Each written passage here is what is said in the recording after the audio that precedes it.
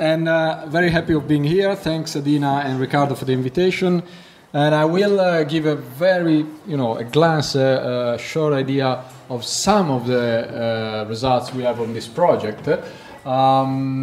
So as you see, the project is called BIOMOT. I wrote here the individual level because, as you will see in one of the slides, we had at least 3 different levels of analysis, but I will focus here on the results mainly of the social psychology analysis we carry out in one of the work package, although we work closely with the other disciplines. You all know, I guess, what biodiversity is, so the idea that both vegetal and animal forms of life enjoy quite a huge variety of forms across the world. So I'm going very quickly in this starting phase because I assume that most of this knowledge is already shared among the audience. And biodiversity, the idea that we have a huge variety of forms of life on the Earth, is actually also providing a lot of useful things, which have been, for example, within ecosystem services conceptualized in terms of also economical and practical issues, biological benefits, but also social benefits, and we could also say psychological benefits. The positive side of biodiversity actually is not completely known. This is just a recent result in the literature that shows that there is a correlation between the degree of biodiversity and the degree of linguistic and cultural diversity. So there's much more probably than we know so far in biodiversity conditions. In those conditions that provide biodiversity also provide a high degree of linguistic diversity. And just to give you another idea of the importance of biodiversity, these are the main passages of the last encyclica from Francis, which has been also quoted the first day yesterday by Domenico. And there is, it's actually the third topic here after pollution and water quality. Then the third one comes lost biodiversity, is the one actually in the introductory chapter which is endorsed the highest number of paragraphs in the encyclica. So really biodiversity is, although it's not so, let's say, popular in terms of popular knowledge as perhaps air or water quality, but it's getting increasing attention. So BIOMOT was financed 4 years ago because the project was trying to achieve a general theory of why people are motivated to act for biodiversity. So why people would spend time, effort, energies, individual or collectively, to save biodiversity, to fight for biodiversity. It was a group, a very interdisciplinary group, and also we were connected with Be Safe, another project that was studying the same issue, but at more societal level, at the level of discourses and media. So the basic idea was, let's try to see whether the motivation are not only economical motivation, financial motivation, but also more, let's say, social, psychological motivation for doing this. So we were basically studying why and how people would activate, would take action for biodiversity from an economical level point of analysis, from a governmental science analysis, and from a more social psychological analysis. And I think most of the issues here tackle quite closely the issues of agentivity, of individual behavior, of individual empowerment. I was taking notes. Basically almost all the speeches we have heard in the last 24 hours are actually dealing with the issue agency and actually the individual or collective agency. So what we have been doing here basically across several countries, and in some countries more than one university, so there were the Netherlands, Finland, United Kingdom, Germany, Belgium, Slovenia and Italy. We were basically studying people who carried out already extensive and widely recognized action in favor of defending biodiversity. And we were contrasting those persons against persons that had a similar role, and they may have achieved something, but not so much as those.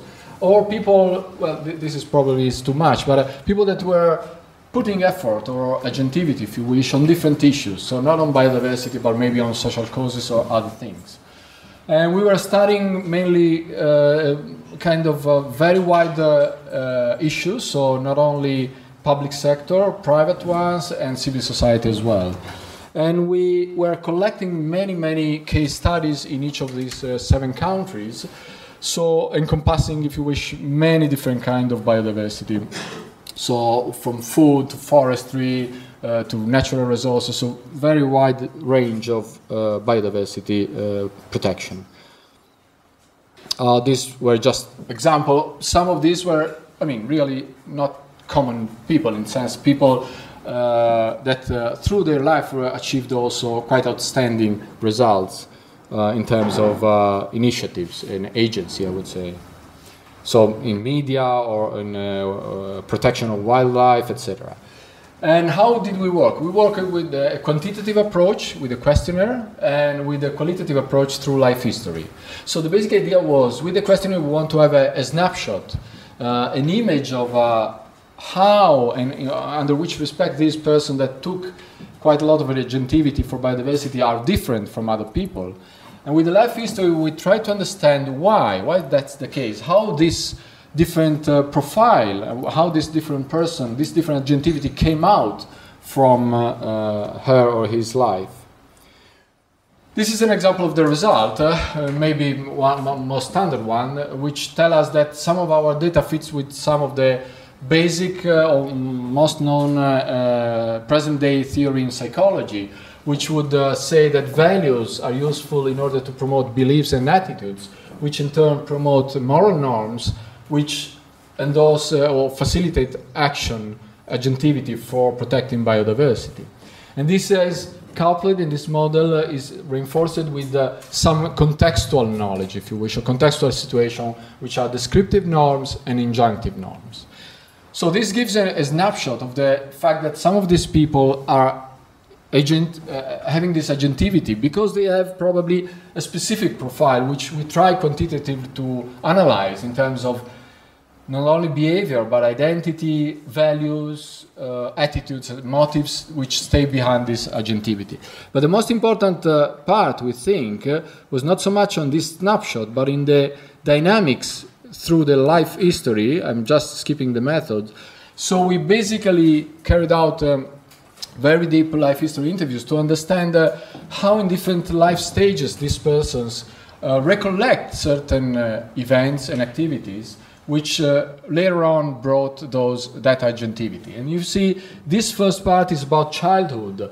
And in this diagram, you have the psychological level, which would be the snapshot we just show. So the features which are important for agentivity. And here we have the social level. So what happened at the social level that brought that? And what happened at the environmental level that brought that? So you see, in the first childhood, values are built by the important person, typically the parents, but also the grandparents as well, in the child. And also some formal activity, structured formal activity, but also informal activity are important in building that blocks. Later on, other blocks like issues of curiosity and knowledge, so the pleasure of learning things about nature and biodiversity, but also issues about identity. So the fact that you are brought to feel your identity close to nature and biodiversity. And this is brought into life, if you wish, into psychological life, not so much by ordinary experience, but what we call, from the literature, epiphanies, which can be just one-shot experience in your life, or maybe a couple of them, very strong, not only positive as the literature would say, but also we found some negative instances, and not only emotional but cognitive. And this brings an idea of the dynamics of life history, building these blocks, psychological blocks, which later on would bring the agentivity for biodiversity. Thank you. Thank you, Marco. Any questions? Yeah, Tim. Marino, I'm very interested in the whole of this diagram, but the one I'm particularly interested in is mentors. Can you say a bit more about that role? It seems like quite a pivotal role in the context of the age of 15 to 25. And it's something may come up later on today about mentors. So I just wonder whether you could say a bit about that, how you worked on that. Yeah, of course.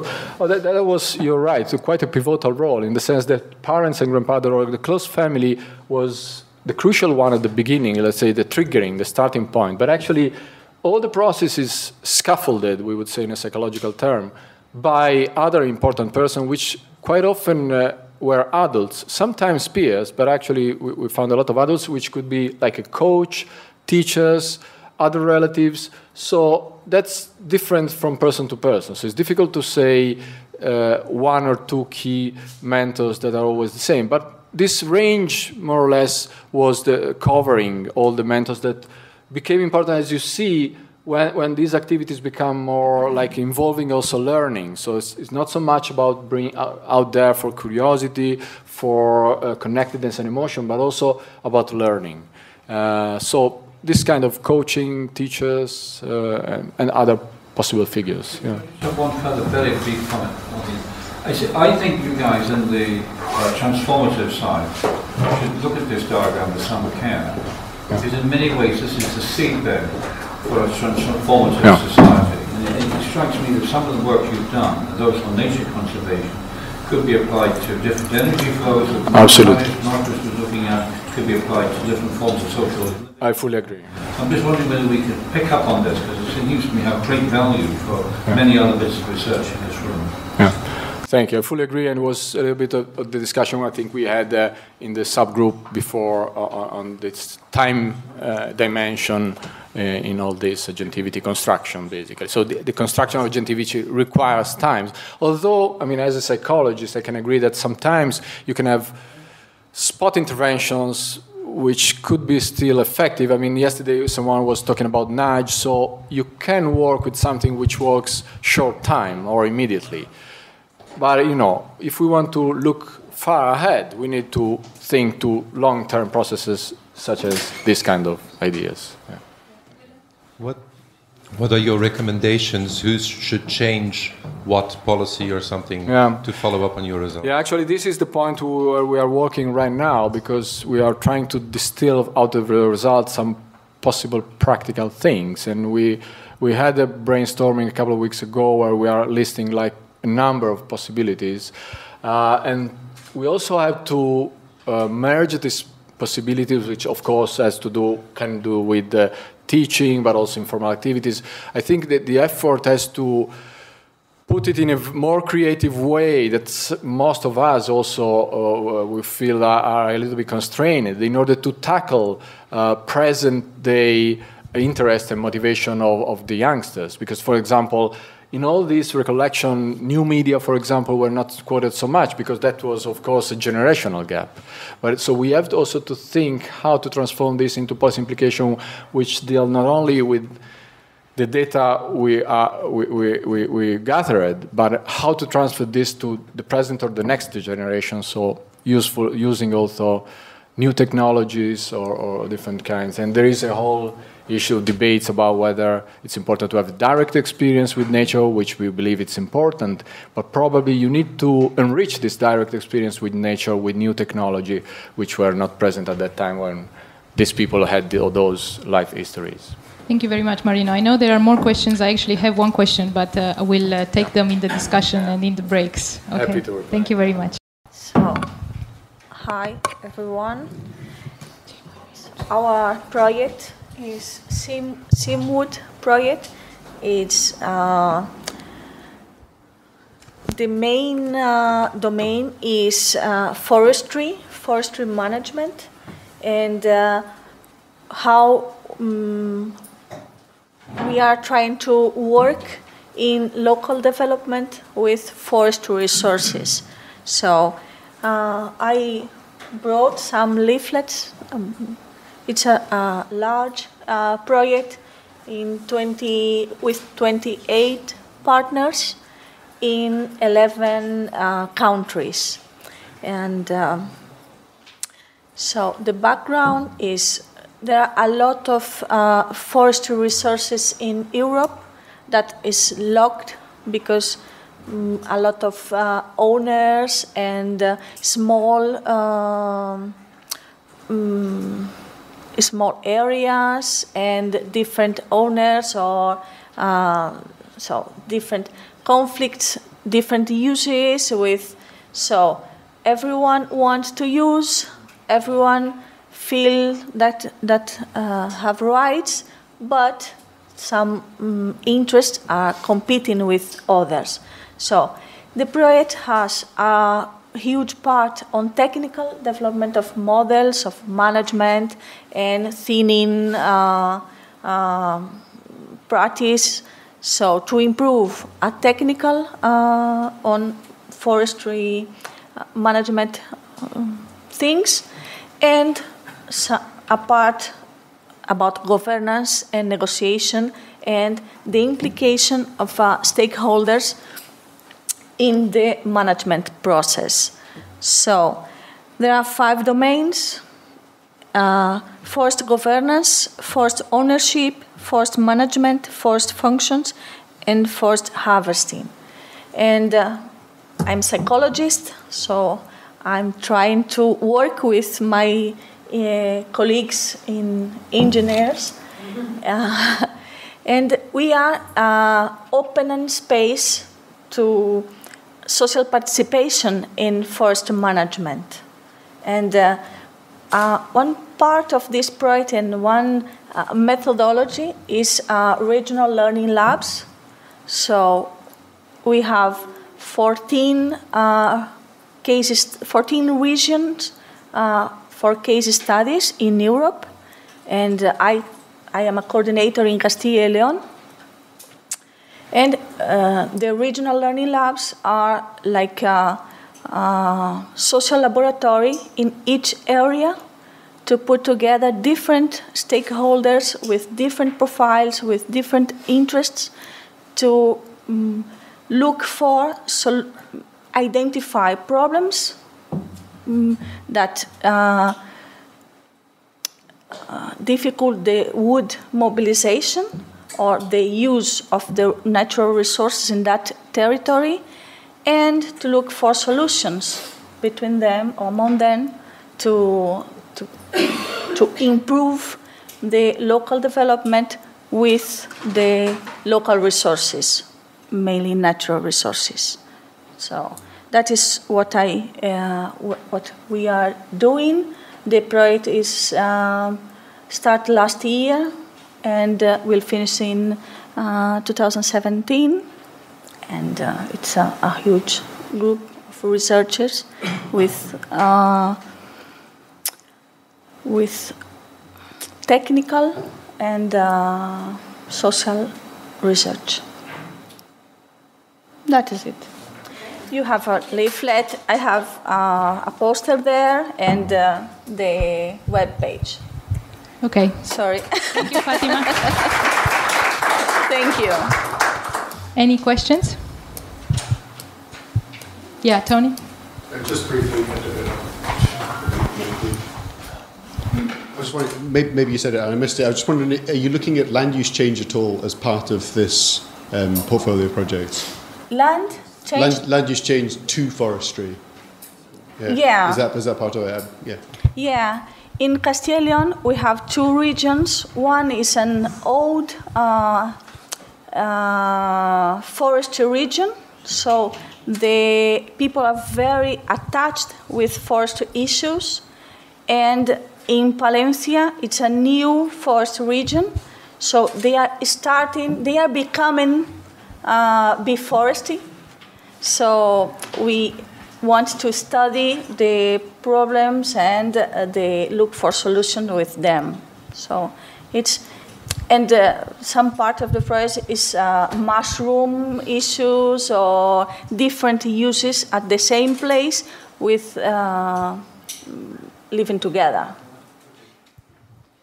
Can I ask, what kind of methods are you using to pull stakeholders together? Do you have any specific methods that you're applying? Yeah, I think as much of the projects, we use different methods in different regions, but in the regional learning lab, we are using qualitative methods, case studies, and the tools are focus groups with them, and interviews and interactions. So I don't know if is it what you're asking for, but we are using, it's not action research, because they are not participating in the design of the methodology, and but it's a participatory method because it's a qualitative method, and we are gathering data, what the meaning for them about forestry and the uses that and the different interests they have. Okay, I have a question also. Yeah, you have a question. Okay. I like that you're using the learning lab approach. I'm wondering how close you have looked on the urban learning lab approach used in the Green Search project about green infrastructure in cities, because you also look on how people perceive it, how they understand it, and to learn about different uses and I might say like services and benefits. Mm-hmm. That comes to my ears very close to how the Green Search colleagues they use it, learning labs as well, to engage planners and citizens on looking together on green infrastructure, like bringing back nature in cities. So. Yeah, we are using the learning lab approach, of course. So we have different stakeholders, including regional managers on forestry consejería or forestry government, with local managers, with neighbors, with hunters. So we are trying to construct environment for discussion and negotiation about the future. So it's more or less the same, but in the rural area. Yeah, just one final question. Do you do anything around the risk fire management with the owners? Because one of the important issues also here, you might know in Galicia, this the fact that owners are not taking care of their own land and so on, and there's no collaborative management is a risk for fires, and there's a huge issue here. So do you have any of that in the project? Yeah, not in the project directly, but we have some colleagues working on it, and the idea, one of the issues we had identified is the old area, Urbión, I don't know if you want, in Soria and Burgos, they have a very long tradition on forest management and forest engagement, and there is no fire at all. And fire is not a big issue in Palencia, but we know in Castilla y León it is, and Extremadura now. So we are not researching directly about it in this project, but it's connected. Okay. Thank you, Fátima. Yeah. Okay, this is the aim of the project is to understand and overcome the political, economical, and behavioral traits and trends that led Europe in its difficulties in reducing fossil fuel consumption and in diversifying its energy balance in a way that can guarantee European energy security in the next year. The horizon of the project is 2050. Now, just have a look at the structure of the project. The main issue of the project is how to cope energy transition and how to cope with energy transition and maintain energy security in Europe. We had the three phases of the project. The first one was the phases of taking data and information, and it was divided into two different work packages. The first dedicated to the analysis of policies, trends, and scenarios, and the second one was dedicated to the analysis of a set of anticipatory experiences, so local experiences of energy transition all around Europe. From these two analysis work package, we worked for singling out societal processes, so to organize all this knowledge that was accumulated, that is very heterogeneous, because we have national and global trends and policies along with local phenomena and sociological phenomena. And so this was a work package very important for bringing this information in a more homogeneous way. And then we had the two outputs of the project. The first one is the challenge to innovate models, forecasting models, and elaborate scenarios, taking into account all the information collected before. And the second one is to identify and draft policy guidelines and a manifesto on energy transition. Now we'll try just to tell you what are the main features of the project. One of the features is trying to combine local and global information, as you can see in the first part of the project. And it's something that will be reflected in the policy guidelines that will be addressed to different kind of actors. Another feature is a multidisciplinary approach, because we have, with anticipatory experiences, we have a sociological approach. Here we have a political approach and economical approach, and of course also in elaborating models and scenarios we have economical approach. The attempt was to combine in a model, so in a quantitative model, the qualitative information that came out from the research on fields. So that was one of the main challenges of the project.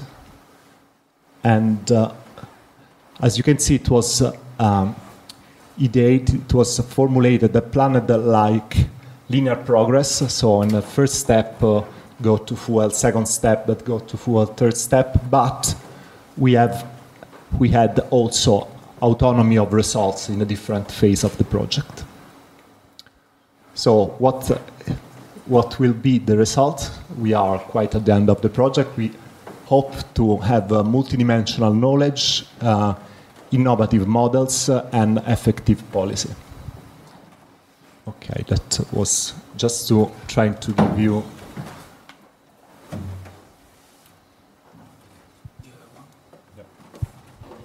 I don't know if there are questions. I was very, very synthetic.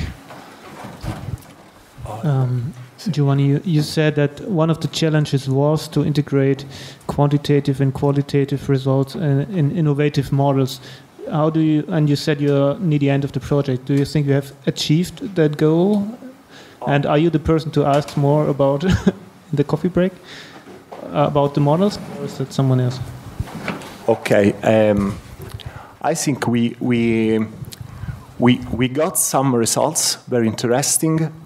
Also, if the challenge was the stake was so high that I cannot say we fulfill it perfectly. I will tell something in the next presentation, but in general, I can say that some of the information that came from the analysis of the anticipatory experiences go directly into the model, and that was something very interesting.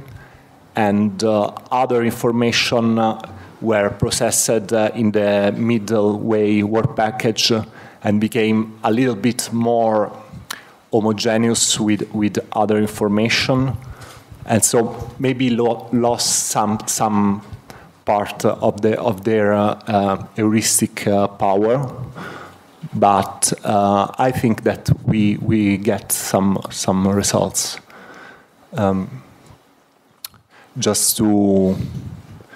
I can do an example at the end of the second presentation.